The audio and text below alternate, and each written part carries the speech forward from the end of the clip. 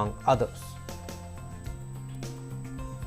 India's glorious freedom struggle is one of the greatest movements the modern world has ever witnessed. DD India brings you a glimpse of the struggle every day, and today we will talk about interim government of India before independence and transitional Indian revolutionary Virendranath Chattopadhyay. Take a look.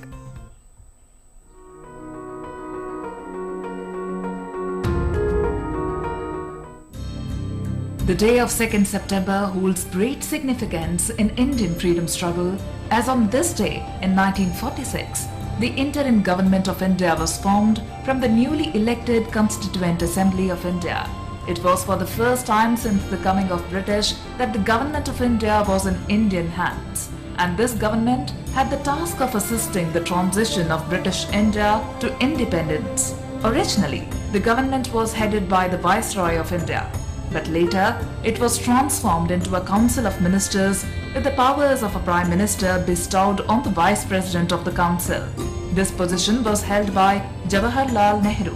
Vallabhbhai Patel held the portfolios of Home Affairs and Information and Broadcasting. The interim government remained in place until 15th of August 1947, the date of the independence of India. New Delhi. And although the scene looks quiet enough, there was naturally tense excitement when members of India's interim government, under the leadership of Mr. Nehru, went to the Viceroy's house.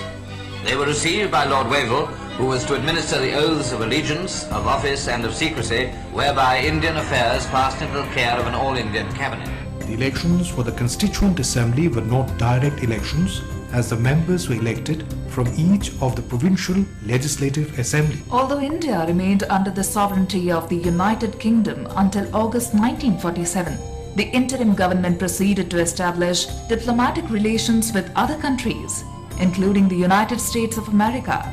The Constituent Assembly, from which the interim government was drawn, also began the task of drafting the constitution for independent India.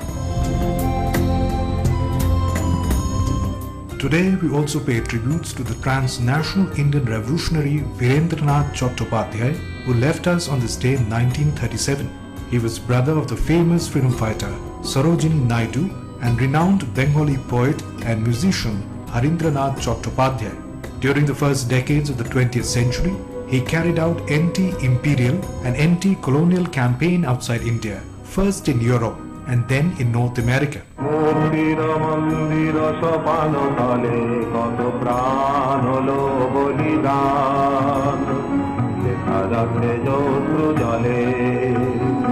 Virendranath studied in Madras and Calcutta before joining Oxford University in 1902. Like other nationalist Indian students in England, he joined India House, London. During his years in England, Chattopadhyay established intensive contacts with revolutionary circles in Europe. With the outbreak of the First World War, Berlin became a hub for Indian revolutionary exiles. Virendranath became a leading figure within the Indian Independence Committee, founded in Berlin in September 1914.